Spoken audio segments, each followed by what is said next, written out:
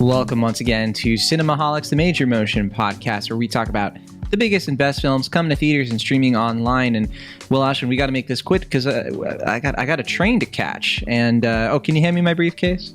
Sure. Well, for one, Konnichiwa, John.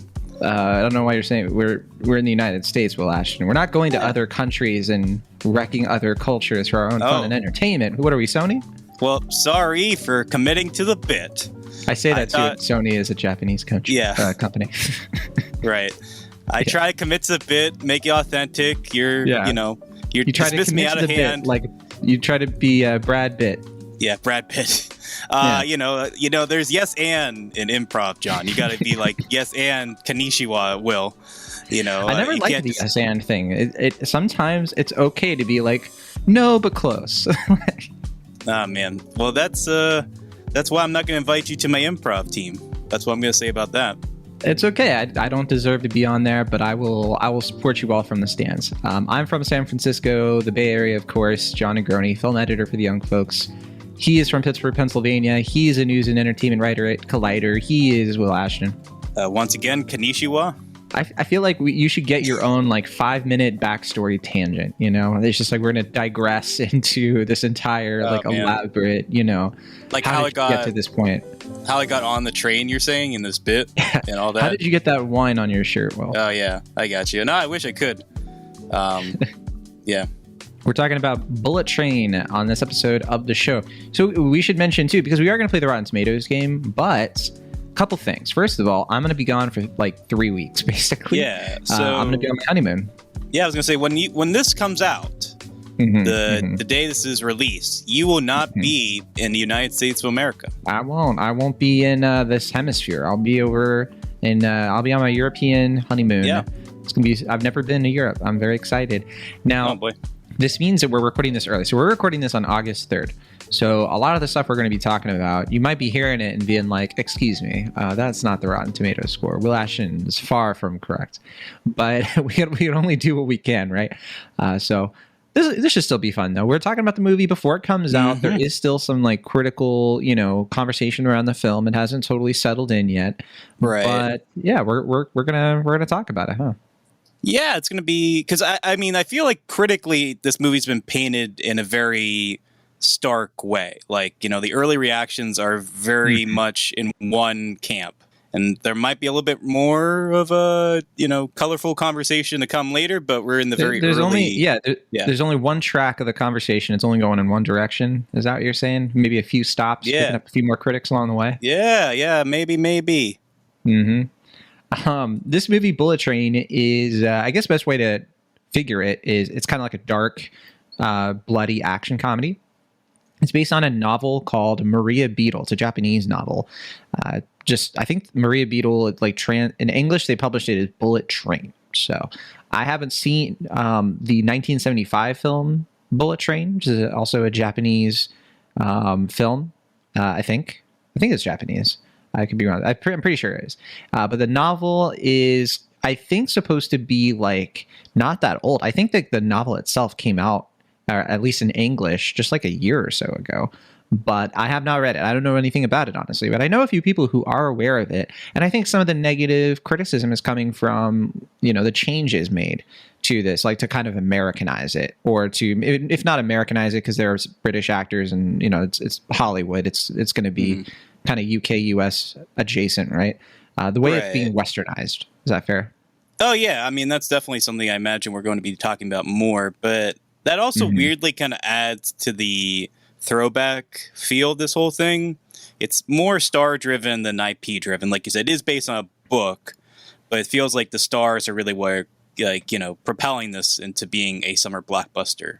It's I'm surprised I haven't really seen anybody make the Murder on the Orient Express joke yet. Which I expect will happen. Yeah, because it is kind of like that movie. Directed by Guy Ritchie or whatever. Yeah, kind of, right? It's not an Agatha Christie mystery, but there is a mystery element, and there are just recognizable faces who kind of come in and out. Although I would say, compared to that, and it's weird to compare the movies, they're so different, but I think that at least these movies, I don't know, every cameo, most of the cameos at least get a little bit of, it's more fun. Whereas I feel like in Murder in the Orient Express, these very famous, familiar people show up. They say a couple lines, and you're kind of like, why are you in this? And this one, I feel like that way with a couple of actors here, but most of them, I'm like, all right, like that was fun. Yeah. Well, it's worth noting that this was like one of the first COVID productions, at least one of like the big COVID productions. Like I remember this was filmed in 2020. It was like one of the first movies of this size and scale that got into production was being made. And I think that partially leads to how many like legitimate stars are in this thing, because, at this time, all these projects are falling through, and, all these big name actors had time to work on a film like this. I mean, not that they wouldn't have done it otherwise, but, they have the availability now. Like they would have the freedom to do something like this where they may not have had it otherwise. And if that's for the better or for the worse, like something we can discuss later. But yeah, I mean, I think that's worth discussing, or worth noting at least. Well, the story of the film, it makes sense, right? So what you're saying, the fact that they had, kind of a small like production location, because most of the film, like 90% of the film takes place just on this bullet train. There are like flashbacks. There are other scenes kind of crisscrossing where we go to other places, but not a lot. And yeah, to what you're saying, I think that this is definitely a movie that, at least in my opinion, it kind of benefits from that simplicity. This is directed by David Leitch, and the screenplay here, adapted from the novel, is from Zach Olkowitz, and I don't know who that is, but power to that person. But yeah, David Leitch made a few films that people like, a few films that people don't love. I certainly we've had some spats about some of Leitch's work. We couldn't come together on Hobbs and Shaw, that's for sure. Have we agreed on any of his films outside of John Wick? Let's go through them, right? So he is the co-director of John Wick. That counts, right? Uncredited, yeah, director of John Uncredited, Wick. But come on, he co-directed with Chad Stahelski. We know it. He did Atomic Blonde, which I did not like. Deadpool 2, which I did not like, and Hobbs and Shaw, which I liked. Yeah, so I don't think I was on the Atomic Blonde conversation or the Hobbs and Shaw conversation. You were hiding, No, with Hobbs and Shaw, it's because you really didn't want to talk about it. So we had on Preeti Chipper, who actually I interviewed her for the Young Folks this past week for her new book. Oh, okay. Yeah, I was gonna say, because Atomic Blonde, I'm actually like, I didn't love it, but I was like, okay, solid film, a little muddied in the story of it, but I think it has solid one action. good scene. Which scene is that? The scene where she's on the stairs and like she's trying to escape. Oh yeah, the like fake single take or whatever, one shot. Yeah, I mean it's not the best single take, but I mean I think what works in that scene is the stunt choreography more than anything else. Right. But yeah, I mean I think the star power of that film is really kind of what propels it, and that's something I'm starting to notice with David Leitch's films. Is that we have, at least in my opinion, like you have John Wick, which, I think that movie works because of the world building, because it really knows how to play with expectations and all that, and the action particularly for Keanu. But yeah, that was like such a major movie for Keanu, like the Keanu-sance or whatever you want to call it, the revision of Keanu as being a legitimate cool action star again, not like a punchline. Yeah. And then you have Atomic Blonde, which I think it works for me. I think mainly because of Charlize Theron. Like she really commits to that film. I think she is such a captivating screen presence. I think her ability, to just kind of sizzle on screen while also being a dramatically talented performer really makes that movie stand out and work in spite of the narrative shortcomings of it. Deadpool 2, I'm kind of mixed on. I think I'm like fine on it, but I think other people are more positive than me. I know you are definitely more negative than I am, but I think it just kind of goes back to where I'm like, I recognize that Ryan Reynolds is talented.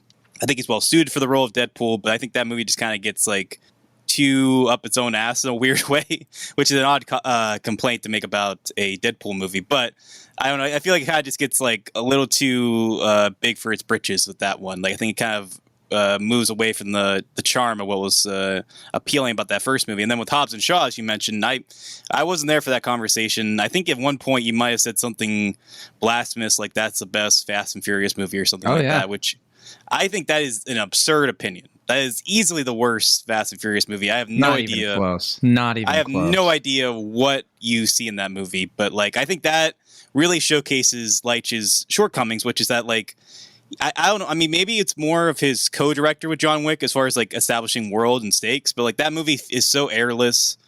There's like no tension, no stakes. There's nothing thrilling or exciting about that movie. And it's all just like stroking The Rock's ego. It's just like, hey, could Vin Diesel do this? Yeah, well, maybe if Vin Diesel wasn't here, I could do this. And it's all the that. difference is I want to see that petty on the big screen. That's what I go to the big screen for. To see Dwayne Johnson be egotistical. I'm so sick, I guess, at this point of like The Rock just kind of doing the same thing over and over and over and over again. This was 2019. It was a different I was getting sick of it then. I was getting sick of it before that. You just got sick of it a little earlier than maybe I don't know. I shouldn't say that because I was sick of his shtick probably around Central Intelligence, but I don't know. I came around with the guy after, every once in a while. Sometimes I'm in the mood for some Dwayne Johnson good times. I don't know. I mean, I'd be fine with that, but like I like Jason Statham. I'm not tired of his shtick. Yeah, I'm not tired of Vanessa Kirby's shtick. I'm not, Idris Elba. I mean, I don't know. I feel like you're undercutting that one a little bit. I don't think, if anything, I think you just oversold it. I think you need to rewatch that movie and then apologize to me at some point. But, I don't know. Whatever. We can disagree on that one. We disagree, I guess, on Leitch's filmography. But I still maintain that I think he's really dependent on his star. Like his main star of his films, and that may or may not lead to how I feel about this new film of his, Bullet Train. Well, sure. I mean, I hope Bullet Train is the one that kind of brings us together, because after Nobody came out, which he produced, I was kind of looking at it and being like, you know what? I feel like this guy is just better as a producer, because Nobody had that sort of John Wick, that sort of, doing that for Bob Odenkirk, and I was like, yeah, maybe he's just not the most talented director. That's fine. And again, I mean, star power with that one, like Bob Odenkirk, unconventional action star, but he has something that's very vulnerable, like something very present with him as an actor. Certainly we see that in Better Call Saul, which I know you haven't caught up on, but I mean, I think that film, like, it's so rewarding when you see him as kicking ass and taking names, because it's like so kind of unexpected, even though you know where it's going to go. He brings something that's very rich and unique to that kind of property, and again, I think it just comes down to star power with these films. Leitch does produce this film, or co-produce it, along with Antoine Fuqua, who really, this is like a brainchild of a movie from Antoine Fuqua, who was really developing it under his films banner. I think Fuqua Films, if I'm not mistaken. And yeah, it definitely was like a movie that I think they set out to kind of make it. I heard they wanted it to be darker. They wanted it to be kind of like a Die Hard kind of thing, have that really hard R. And they ended up kind of softening it a bit, making it a little bit more of like an action comedy, like I was saying.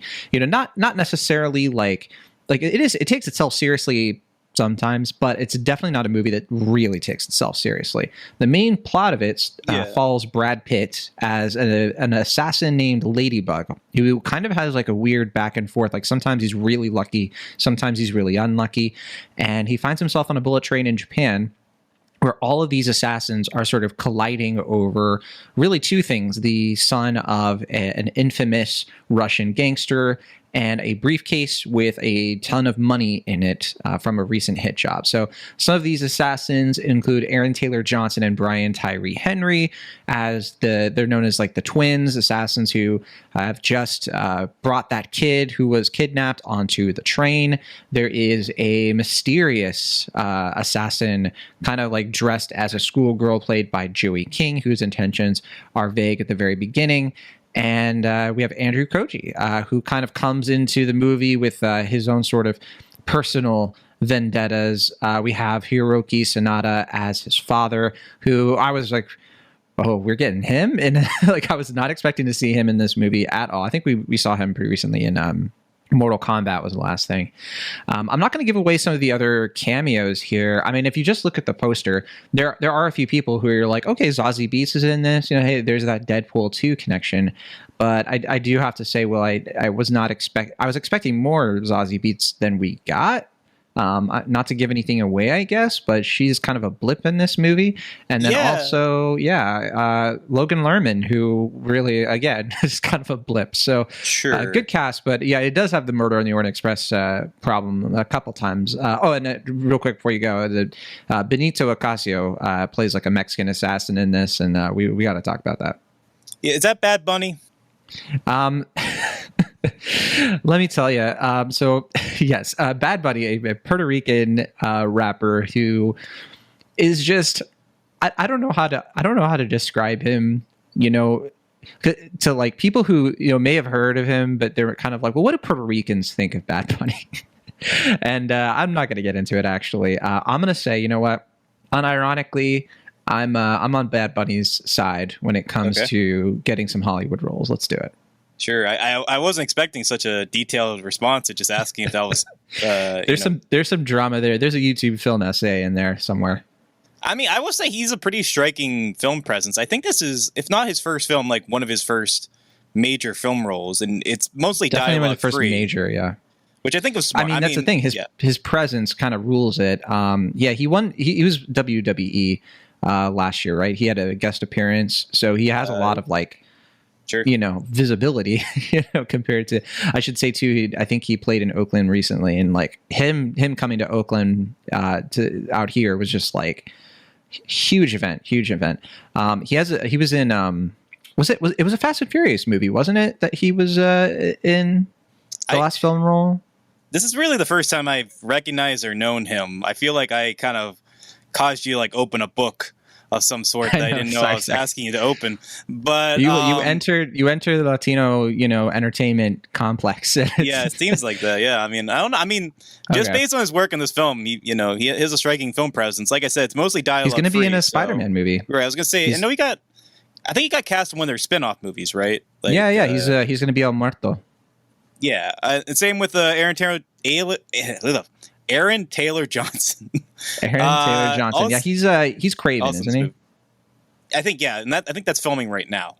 Yeah. So yeah, I mean, it seems like Sony is definitely at least happy with the stars in this movie. I mean, at the very least. I mean, sure. I don't know how they feel about the film itself, but we don't know how Bullet Train is going to do at the box office, right? And what this is going to sort of do for the actors in this movie.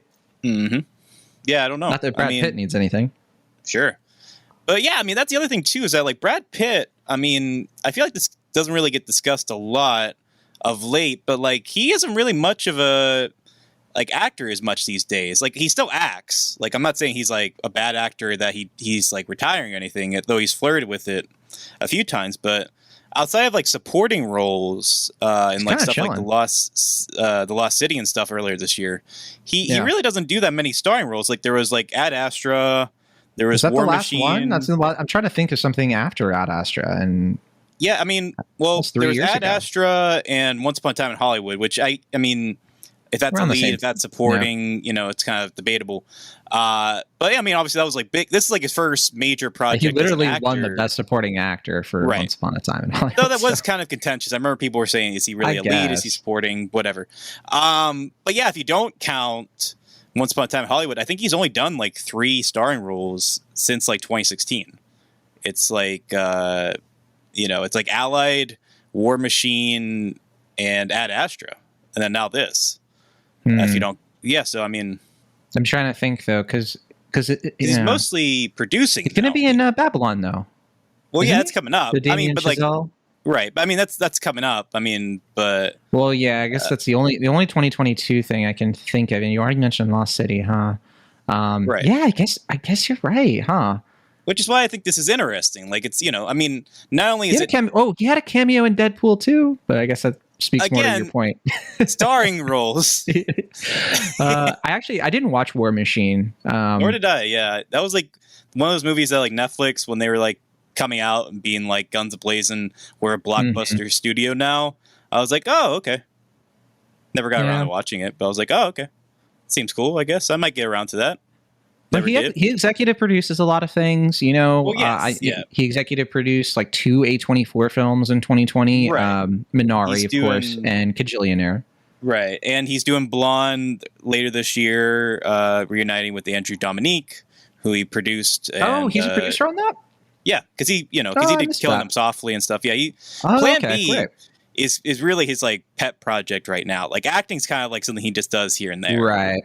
Yeah, and I think you even mentioned with women talking. I don't think you mentioned Brad Pitt, but the Sarah Polley thing. Didn't you talk about her recently on the show about the whole like? Yeah, I talked about her with her experience working with Terry Gilliam. Right. She wrote about that in her book, which became an op-ed in The Guardian. But that was for our Nope discussion. Well, yeah, 2022 is, to what you're saying. Yeah, big year for Brad Pitt as an actor. and as a producer, lots of stuff in the works. So Sure, you but know, I he just was mean, busy during the pandemic. yeah, but I mean, I just will. All of that was to say that he's very infrequent as far as like what starring roles he picks. Like it feels like he has to be sort of interested in something at this point to want to star in. So that's kind of tickles. That's the only reason he played Dr. Fauci. With SNL, you mean? Yeah. Sorry, once you said that, I was just like, I had to make the Fauci joke. I honestly forgot that was a thing he did. Yeah, I don't even know if I watched that skit, to be honest. I remember the headlines. Yeah. 2020 was a fever dream. What are you going to do? I remember Miley Cyrus was the host. Okay. Oh, man. We're really kind of getting off off on a tangent here. But yeah, I just all that to say, I feel like it's becoming more of a rarity to get Brad Pitt the star in something. So that was, I think, the big thing for me that intrigued me about this film. Sure. It might actually lead into my thoughts later, but just something I felt was really worth discussing right now. I thought, because this is one of the few trailers I have seen this year, like before seeing the movie, because when I went to see Unbearable Weight of Massive Talent, it was one of those rare times where the screening had like trailers before it. And I didn't pay attention to the trailers because like I just like to not watch them, whatever. But this one, I kind of just like caught, like, it just took me by hold or whatever. I think it's because I went to the bathroom and I came back. And so I was like, all right, well, I'm watching this thing. It's a very flashy trailer. The first one's very pretty flashy, good. Very eye-catching. Yeah. And I was thinking, I was like, oh, a PG-13 kind of original. I thought it was PG-13 because of that sort of lighthearted action, kind of deal. But then it wasn't until later that I found out or figured out that I was like, oh, this is R. Like, this is like legit going to be like pretty gruesome. And I was like kind of hearing from people who were watching it this past week, like, no, like this is going to be pretty actiony in a very violent way. So I was like, okay, well, that sort of ruins my thoughts on like how much money I think it's actually going to make. I think I had it as like number 8 in the top 10. I'm kind of wondering if it's actually going to do that because I think the movie's only projected to make around 30 million at the high end this weekend. They pushed it because it was originally going to come out end of July. I think that was a huge mistake on their end because like I think that they were expecting Nope to be a much bigger hit. They were expecting DC League of Super Pets to be a much bigger hit. And like Nope is making money, sure, but like if they had released this like right after Nope, I think this movie would probably be doing like have a better trajectory right now. But as it stands, I think it's just going to kind of crawl to its budget of $90 million. The thing that is kind of on the bubble is what our audience is going to think of this, because I already know critics are kind of like really split. There's some really negative reactions, some mixed reactions. Sure. I'll say I'm pretty positive on this movie. I really enjoyed it. So I kind of walked out and maybe my expectations have been painted, but I definitely wasn't coming out of this movie being like, oh my gosh, what a disaster. The headline, train wreck, oh, off the rails. Like, all kinds of stuff like that. I was like, no, people will probably like this, but I think a lot of people won't watch it because they'll hear that it sucks. But I don't know, Will, what do you think? I don't know your thoughts on this one. Well, I mean, to go back to what you were saying there before, this is technically like the Guardians of the Galaxy weekend, which, I mean, it's kind of Once Upon a Time in Hollywood, right? Sure, yeah. I mean, well, I think that was actually July, but it was like, but I mean, close. It was kind of like a movie meant to own August. Right. But that's a big thing is what I was trying to say is that like, there's really not that much outside of this coming out in theaters in August. Like there's a couple smaller releases, but this is like the last big blockbuster of the summer. Yeah. It's going there's to theaters. Easter Sunday is like the next thing. That's not a blockbuster. Yeah. Right. That's a smaller film. Like a mid-budget comedy. So I mean, this is like, I mean, there would be, if they had put Prey in theaters, then that would certainly be some competition, but whatever. But yeah, I mean, to answer your initial question, I mean, I'm seeing a lot of people trying to compare this to like Tarantino because like the, non-linear story. I mentioned already, some people are trying to compare this to Guy Ritchie, kind of doing like the lock stock thing again to like a bigger budget extent, like the quippy British characters, all that stuff. But it felt more in line with like Joe Carnahan. Like I think the movie that's probably going to be most compared to this one will be Smoking Aces, because it's, all these like crude assassin characters confined to one location and basically trying to take each other out, spy versus spy style. in order to, get to their own individual targets. And then you have Brad Pitt in the middle of all this, something I didn't really realize going into the film is that when you see the trailers and all this stuff, you kind of expect him to be the central protagonist, which he kind of is. Like, he's like central to the plot, but he's really just sort of a hapless character in all this. Like, he's kind of just getting thrown into this thing where he has had to retrieve this briefcase, get in, get out, but there's all these opposing forces around him that's preventing him from doing this job. But he's been kind of blessed and cursed with this ladybug name that seems to like indirectly help him in his own mission, such as it is in this whole fraught train ride that he's on. And I will say that I think maybe because my expectations were painted, as you mentioned, by all the negative reviews for the film, that I was expecting to be a lot more critical of the film and a lot more willing to like kind of be spiteful about like how, annoying it is or how, quip friendly it is without, undermining the stakes. But to my surprise, I'm kind of similar to you. Like, I don't know if I'm like outright positive on the film, but I think I certainly had more fun than the initial reviews expected me to think. Like, I actually found myself like pretty engaged with it throughout. Like, I never like checked my phone or anything for the time. I was like pretty with it. I was pleasantly surprised when like all the cameos were coming in. I liked the different character dynamics. I wasn't in love with all the characters, but I felt like it was moving at a good clip.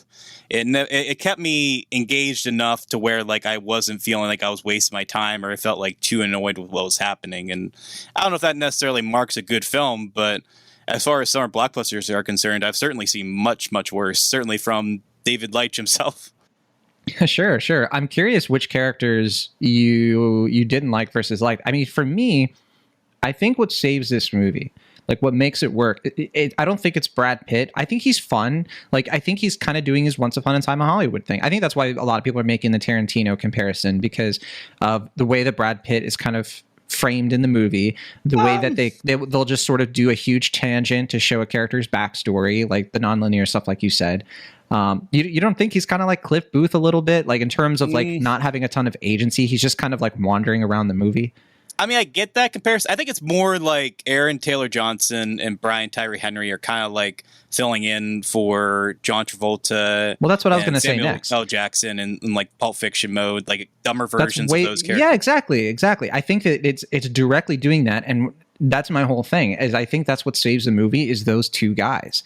I think the fact that they are a much bigger sort of like, they're more important to the story than I expected, like when the movie began, right? They get introduced early on, but they kind of come off as a little bit like, okay, so these are a couple of our, primary, secondary characters, I guess. Like, they're not side characters, but they're going to be kind of, they're big names, so they're going to be driving part of the movie. But this is Brad Pitt, right? We have, this is going to be like the big revenge story about like an assassin whose child was pushed and he needs to get his revenge. A lot of that stuff gets pushed to the side, though, for this sort of like, for these twins, who have a surprisingly well-drawn sort of like dynamic, and the way that they kind of like are kind of the linchpins of the story, and the way that they're kind of like really directing a lot of the action and the set pieces. And I was happy about that because they were probably my favorite character. They were my favorites. I loved them. I loved watching them. They were fun. See, that's where I kind of find myself conflicted with the film, is that like I had fairly mixed feelings about them as characters. Really? Like in the beginning, they I were wasn't great. Aaron Taylor Johnson walking down the hallway with his mustache, Brian Tyree Henry with his Thomas Tank Engine stickers. I mean, that's cinema. I mean, you jumped ahead of me because I had a thing to say about this, but I will say, I mean, well, for one, I mean, magnificent mustache. I mean, you're not going to get a complaint from me as far as the looks of the characters are concerned. You should have high-fived Henry Cavill during the credits. Anyway, but I would say at the beginning of the film, I was not about them at all. I found them very glib. I thought like it was trying way too hard to be cutesy. It felt very reminiscent of, like we said, the reason I think the Tarantino comparisons are coming in is because their characters feel very much like that. There was that trend in the 90s after Reservoir Dogs and Pulp Fiction where like all these Tarantino copycats were coming out, and some did it better than others. Certainly, like I said, like Guy Ritchie kind of found his own groove, like coming off of that success, certainly. And then, like to a lesser extent, you can maybe say someone like Paul Thomas Anderson kind of had some of that with like, I don't know, I mean, I've heard that compared. Now that I think about it and say it aloud, I guess maybe not so much him, but there are certainly, I guess, maybe some other examples that I'm not thinking of right now where they found a boost because of Tarantino's success. But then you have other movies like Boondock Saints, which, you know, has a fan base, I guess, but, you know, that's a movie where it's just like, you know, takes all the wrong lessons from the Tarantino film's success. And I was kind of feeling that way about their characters going into it. Just kind of felt like they were defined by their quirks and not really defined by who they were as, you know, this sort of brotherly, oddball brother dynamic. At first, they seemed to be more defined by their quirks than who they were as characters, like how their brotherly, oddball brother dynamic was working out. But to your credit, like where I start to agree with you is that the movie kind of commits the bit with them in a way that I wasn't really expecting. Like, it really hones in on them being not maybe the heart of the film, but like something adjacent to it. And I think I kind of let my guard down a little bit with them. I think it was more than anything Brian Tyree Henry's performance. Yeah, I think he is the heart of the film. I don't think there's much of an argument there for me. Who else would it be? I mean, I was going to say if the film really has a heart, which I don't know. I mean, I think it does. You know, I think it's, you know, so devoted to Pache that I'm not quite sure if it's really defined by its own self. But I will say that, like, I think the characters themselves, the fact they were kind of slyly able to win me over as it went along. You know, I think that's kind of where I'm standing with the film, is that, like, when it started, I was kind of, you know, maybe not like over it, but I was kind of like, you know, I was starting to see why people were really complaining about the film, really not getting with it. And as the movie went along and I got more on their side and kind of recognized that, like, the movie had more up its sleeve than just defining their kind of eccentricities, I was like, you know, I mean, I don't think they're like the best characters in the world, but, you know, I certainly like and find myself more endeared by them as the movie goes along than I would have expected during the film's first, like, 15 minutes. I mean, yeah, I mean, you just said like the same thing, like I think 10 times in a row. I think it's true. Sure. But I think that's this movie. I think that's what makes it work, is that it's just not trying to be deep and meaningful. It's just trying to be a spectacle.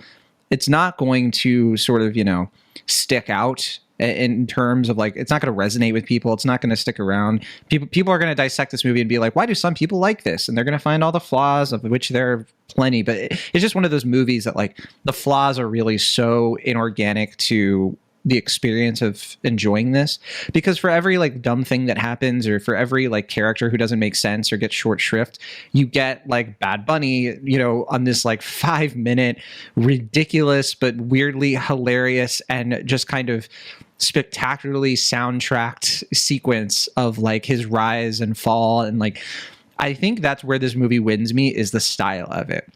It's like one of the things that I wanted more from Atomic Blonde. Like, some of the best parts of that movie were when it just let the style take over, when Charlize Theron and Sofia Boutella just kind of took a break from the really lame whatever plot, just to, like, have a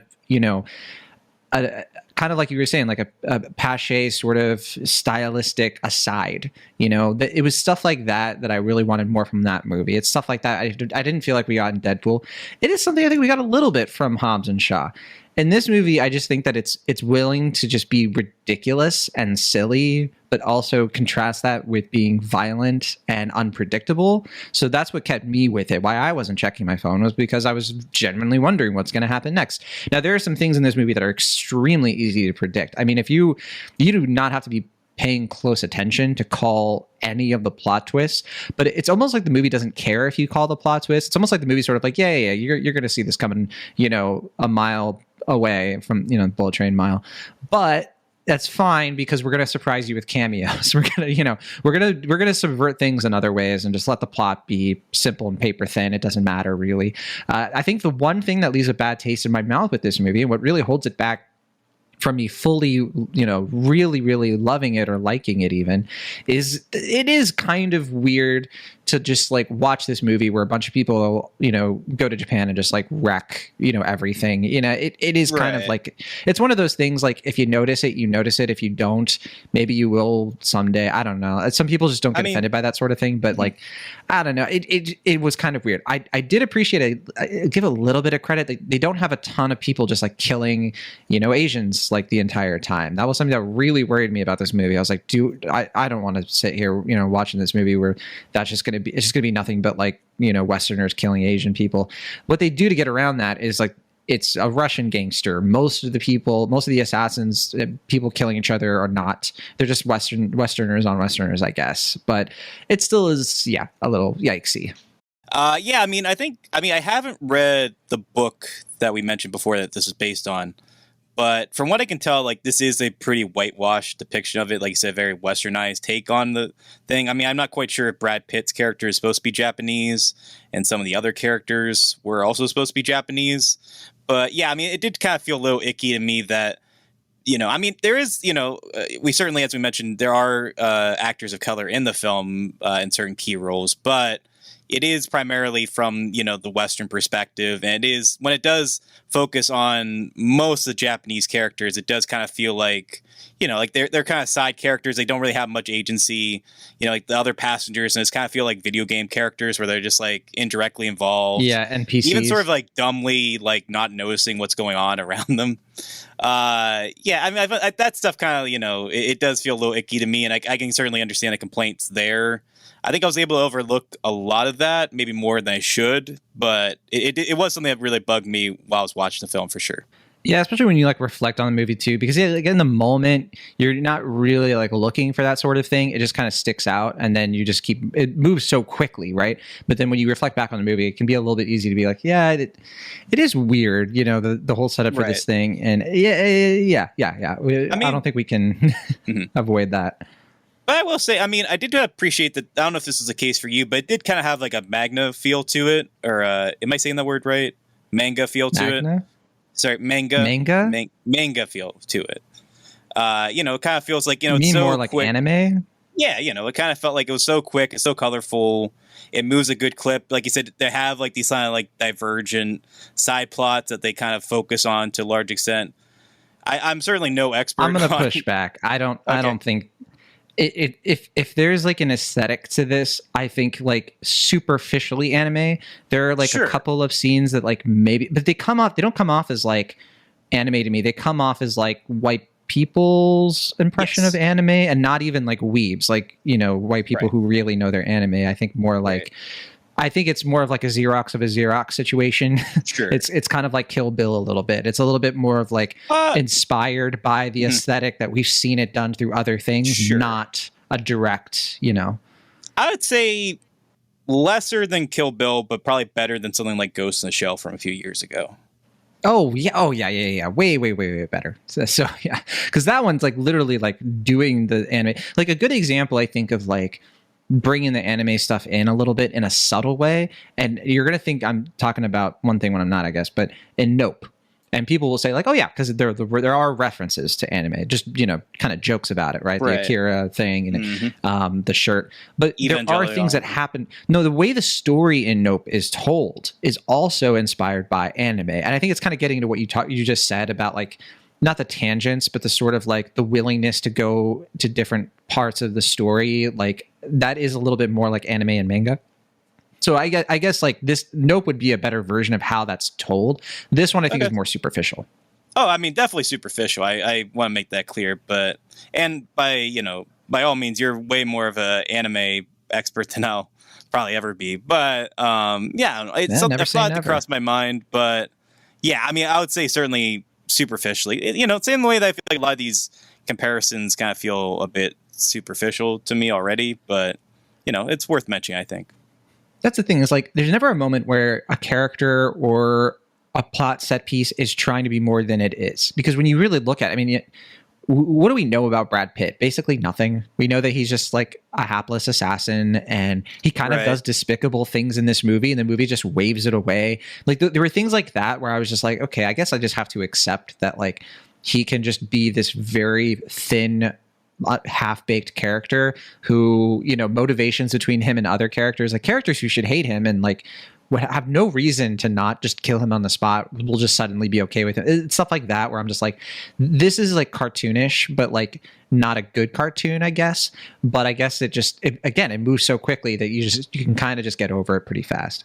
Yeah, I mean, I will say I kind of agree and disagree with that. I mean, I certainly found that like when the movie ended on a note where it's like, oh, he finally found what he was looking for emotionally. I was like, was that key to his character? I didn't get that at all. Like, I didn't think that was like... That's what I'm saying. Right. No, I agree with you there. Where I disagree is that I guess I find myself more charmed by the fact that like Brad Pitt is his arc in the film sort of parallels him as a star at this point in the way that like he sort of like he can't help but be the star of the film in a way. Like a lot of people like say like, oh, I don't know.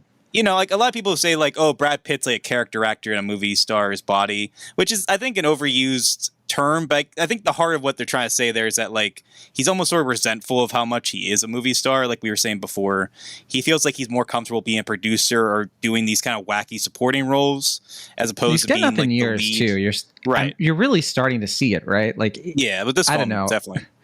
Yeah, the wrinkles are there, and like he obviously like he looks fantastic. I mean, sure. I mean, and he's doing the action pretty well, right? Yeah, but it's just sort of like he doesn't have that same sort of like perpetually like late 30s, early 40s sort of like rugged. You know, that's not really his vibe anymore. His vibe is like kind of what you're saying is like elder statesman, you know, of the movie, but like not written that way.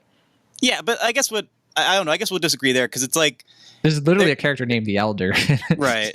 But like with I did get that thought when I was watching the movie. Did cross my mind where it's like this feels like a role that was written for someone like 20 or 30 years younger. Exactly. That's kind of what I'm getting at. Is like the look doesn't match. Yeah. But I guess where I disagree is that like when the movie kind of gets to its third act, they play with that without giving too much away. It kind of acknowledge in a meta way that like, oh yeah, like no, we wanted this other person in this film. We just kind of got Brad Pitt because you know this other person couldn't do it, which is like a funny. People are complaining about that, but I kind of thought it was funny. I think people just kind of. I thought that cameo was grating, but I think the idea behind the cameo is pretty funny. I want to talk about that cameo, so let's wrap it up so we can do the Rotten Tomatoes game, and then. All right, yeah, because I can kind of finish up my thoughts with that. Go ahead, talk. Yeah, no. I mean, I was just gonna say like I can finish my thoughts in spoilers. Okay, cool. Let's do that. Yeah, we're gonna talk about the cameos and all that good stuff.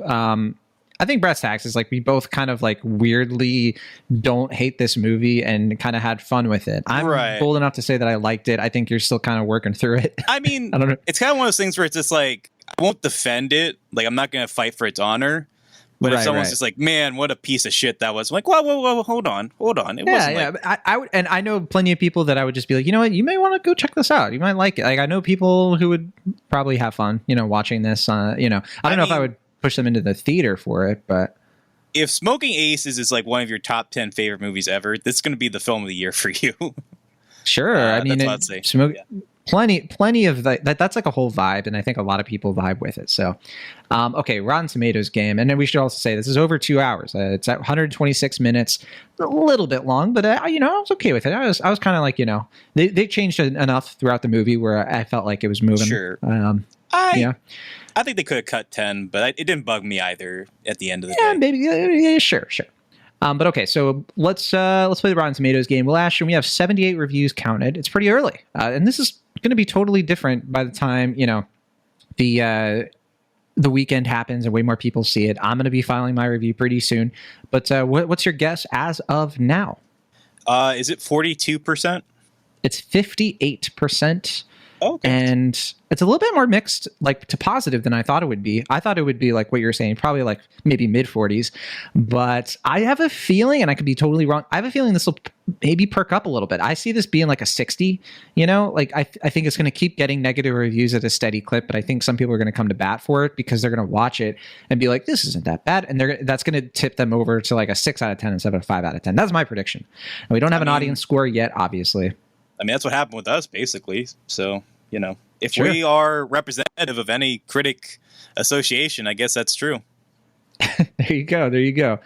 We also don't have a cinema score yet, obviously. So we'll just go right to Letterboxd.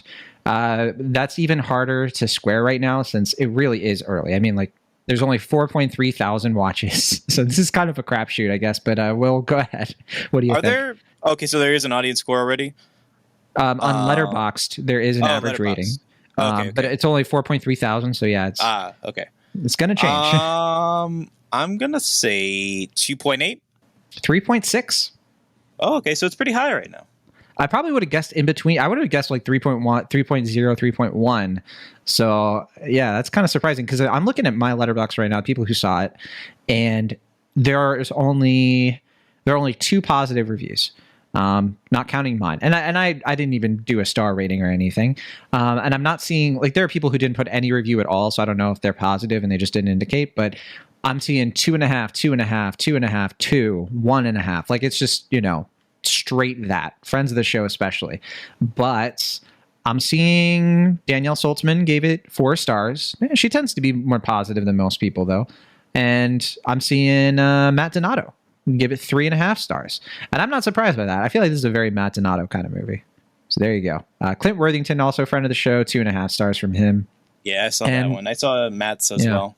Yeah, so I guess we're the only ones on the train, aren't we? The hype train, huh? Yeah, I feel like I'm like 1 foot on, 1 foot off the train. Sure. About to be violently decapitated or something, but yeah, I'm halfway where you are, I guess. Maybe more so than I care to admit right now.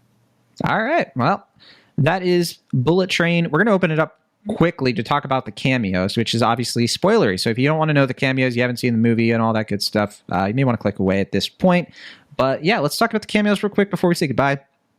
My favorite cameo, easily, like not even close, was Channing Tatum. Wasn't expecting him to show up in this, and I thought he was hilarious. Come on. I thought I thought him and Ryan Reynolds were both kind of like worthy. Why? Ryan Reynolds literally says nothing, and people are just like, that cameo. It's like, give me a break. It's just one freaking, not even a scene. It was just a shot of him. I thought it was funny because it's like, what's the problem here? Well, I mean, again, like I like the idea with the Ryan Reynolds thing where it's just like Brad Pitt is literally kind of filling in. Exactly. That's why it's funny. Star at this. I like that idea. He even they even poke fun at Ryan Reynolds himself. He's like, that guy sucks. And then people are just like, that cameo. And I'm like, what don't you like about that cameo? It literally affirms your opinion of Ryan Reynolds. But it's also kind of like you're supposed to be like excited to see Ryan Reynolds. Like I just think it's a joke. Come on. Again, but it's like if Ryan Reynolds wasn't so overexposed, like I feel like if it was literally like any other A-list star right now, like pick another person that's an A. Like if they had changed it out for Channing Tatum, I think that would have been funnier for me as opposed to like having Channing Tatum do his shtick, which felt kind of retrograde to me. Like his whole was it? I don't know. Like I couldn't quite tell. If it was like he was horny on Maine. I couldn't tell though if like the joke was kind of supposed to be that he was gay. Like it felt a little weird to me. Like it just felt like I don't know, not like homophobic, but it just felt like no, I don't think it was supposed to be homophobic at all. I think it was just supposed to be kind of playing on he's thirsty for Aaron Taylor Johnson. I guess maybe there's something I missed in that. I didn't think that was supposed to be like I don't think that was supposed to be no homo. Right. It just felt a little no homo-y to me. In a way that felt like, what is this, like 2010? Like, I don't know. I thought it was just like, is this sex stuff? And then like, if it had gone from like, oh, I'm not into that, it would instead it was more of just like, that sounds good to me. Like, I don't know, that seemed a little. Yeah, I think that was what the intent of it was. I think maybe it's more the execution. Yeah, I think it was more the execution. Okay, yeah. Sad to hear it didn't work for you as much. Yeah, I don't know, but I mean, for me, Zazie Beetz was a cameo because I had forgotten or didn't know that she was going to be in this. She's on the poster, though. Okay, I didn't know that. So, and it's so obvious. Like I mentioned, how predictable it is. It's so obvious that like Joey King's character is like the kid. I thought it would at least be a little bit more subversive, where like the other guy wasn't the son, and then maybe it would be a little bit smarter. But no. I mean, I will say, Michael Shannon, though, if he counts as a cameo in this, or he if he's counts, more of a yeah. That was a good. I definitely enjoyed that. Like, I mean, him coming up in the film was definitely one that I really enjoyed, and also the idea that like, he's kind of like embodying this whole like the thing that I can't tell if the movie's criticizing or leaning into, that like he's like this guy who's like trying to like adopt Western culture, but like obviously he's like a white Russian Eastern guy. You mean? Yeah. Sorry. Yeah, the Western guy, Eastern, whatever. He's trying to adopt Japanese culture, but like clearly he's like not, Japanese. I don't know. I thought that was a little bit more clever. Like, it's something that I don't know. You mean like appropriate? I don't know what you mean by appropriate adopt. I guess adopt works too, but yeah, appropriate. The reason the reason I brought up that twist was because I was also going to say the Zazie Beetz thing was also just like, of course she's in that costume. Of course she's the one, the Hornet or whatever, killing people. Like, I don't know. It was stuff like that I thought was really obvious. And I was like, why are they waiting so long to reveal it? And why are they waiting so long to let Zazie Beetz be in this movie? She gets one scene, and I thought that was annoying.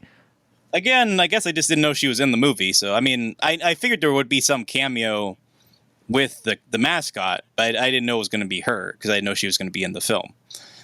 I knew she was in the film because of the poster. So I was kind of like, well, when is she going to show up? Sure. And so she has to be in the costume. And if it's Zazie Beetz, then she has to be an assassin. The thing that I did like, and this might not work for some people, but the whole like idea of like getting all the assassins on the train to kill each other and Michael Shannon's like beef with all of them, I thought that was like, it wasn't clever, but it was sort of like, I liked how like it took the piss out of the whole thing a bit. Sure. I really like the whole idea where he's literally just like he just wants to kill people. And like they even say that in the beginning of the movie, is just like he's just looking for a reason. And so like to concoct this scheme is just so convoluted and ridiculous, but it matches, I think, the sadistic villain. That I thought was like I thought that was an interesting sort of like, you know what? Of course this movie makes no sense. Like it's being concocted by somebody who just is like the most villainy villain. And there was something about that worked for me. Yeah, and then you got, like I said, Brad Pitt in the middle of all this. And like I said, like, I think that kind of mirrors the meta aspect of the film, whether this is intentional or not. Just the idea that, like, you know, he's like an over-the-hill star, like someone who's not really an action star to begin with, outside of like, you know, Mr. and Mrs. Smith and maybe a couple other films. But like he's just kind of just like, hey, like I have no real like connection, anything that's going on here. Like I didn't produce this. Like I'm just kind of just along for the ride. And I will give him credit. Like I guess he did most, if not all, of his own stunts in the film, which, you know, is pretty impressive too.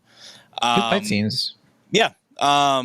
So yeah, I just for me, like it's a really tough balance to kind of pull off the like protagonist who doesn't want to be in the film kind of thing. I think it's something that Ryan Reynolds, as he gets more roles, is not able to really pull off because he's like too like self-aware about it, and to the point like where it's just like bodyguard wife kind of thing. Yeah, exactly, like that type of thing where it's like I think he's too self-aware, like he's too aware of the camera to like make that work. I think Brad Pitt, though, just because he's innately charismatic movie star type, that's like almost resistant to being that charismatic star, like someone who is not he's cool as image conscious. Yeah, right, exactly. Yeah. He's not as image conscious as I think Ryan Reynolds is and a few other movie stars are nowadays. So he pulls off, I think, that trick really well. And I think that's a big reason why I'm kind of won over by the film almost in spite of itself, is that like he kind of pulls off that tricky balancing act that I think a lot of movies like this don't really pull off, where it's like the protagonist who doesn't want to be the protagonist can be a slippery slope for a main character, but it works with Brad Pitt because, like you say, he's just so effortlessly cool and he's just like kind of pulling it off almost in spite of himself that it works in a weird way. The last cameo was Sandra Bullock, and I don't know if anybody would have like recognized. Well, that's the thing, is like you hear her voice throughout the movie as the handler, and I was like, I know that voice, but I can't place the actor. I just can't do it. Maybe some people can. Mm-hmm. There's another trailer that shows her in it, so it's out. Oh, is there? Yeah. There's a trailer. If you're gonna call Zazie Beetz a cameo and she's on the poster, I don't know. I'm just saying, like, I didn't know Zazie Beetz was gonna be in the film. I knew Sandra Bullock was gonna be in the film. That's kind of surprising. That's wild to me, actually. But okay. Well, I mean, from what I've heard, Sandra Bullock doesn't even show up until the last scene. But like, I don't know. I'm just telling you, there's a trailer out where you see the train crash. You like see the Brad Pitt like fly into the mascot, and then you see him talking to Sandra Bullock. And I was like, if I thought the Nope trailer gave away too much, like this gives away that's way too much. That's a surprise. I guess they just really wanted to hype how many faces are in the song. But I thought she's okay. I think it's really wanted my thing is like Sandra Bullock, because like she is a bankable movie star. She is, but I mean, that's the thing, is like, how are you going to have Sandra Bullock and Channing Tatum in the same movie right after Lost City, and you're not going to play that up a little bit? I know it didn't come out that long ago, but yeah, Brad Pitt, all three of them. Yeah, bring them together. Like, where did Channing Tatum go in the movie? I guess they implied that he got off the train at some point, but okay, that's fine. Oh, sorry, there is one more cameo I forgot. Truck Coon, and Will is looking at me confused. So the truck killing Joey King, Truck Coon is like a whole anime thing, since you brought it up. So I'll let you Google search that later, Will.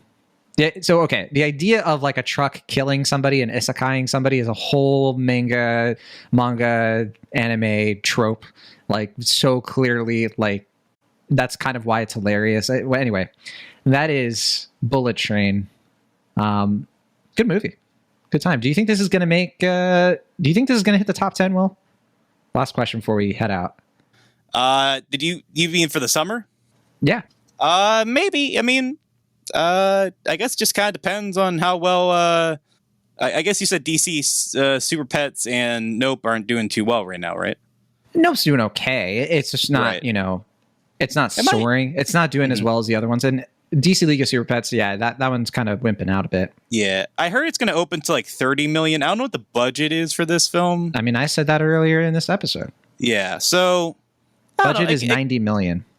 I think it could etch its way into that 10 spot, especially because Where the Crawdads Sing isn't doing that hot either, right? Well, I mean, Where the Crawdads Sing actually beat Downton Abbey recently, and it hit number 10. It's at around like 55 million, I think, right now. But to what you're saying, I think Bullet Train is going to beat that, and I don't think Where the Crawdads Sing is going to make much more. So that's the thing. It's like I think Bullet Train will definitely hit at least number 10, but it kind of like, what if it just totally faceplants this weekend? We don't know.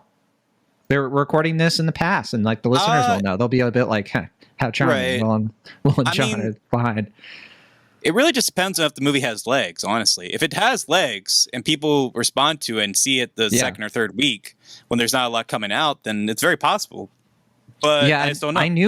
I knew the studio was kind of like really pushing for people to kind of like put their takes out, because I was getting emails like, hey, please, what's your reaction on this movie? Because I think they saw my tweet and were kind of like, you're one of the ones who like this, like please help. Because like legit, this is one of those times where it's kind of make or break it for the movie. I think the opening weekend is going to be a big determination of the word of mouth generation, because if they just don't get a lot of people seeing it this weekend, not enough people are going to be there for the word of mouth if they do like it. That's the reality. And Sony's just a kind of desperate studio in general. Sure. So, I mean, any win that they can take, they're going to take. So, yeah, I don't know. I don't really have much else to say about this film. Me either. I guess that's a sign for us to get out of here. We got a train to catch, metaphorically at least. Thank you as always for listening, and we will be back for probably another one of these ahead of time episodes. But until then, for the Internet California, I'm John Negroni. And for the Internet Pennsylvania, I'm Washington. See you next time.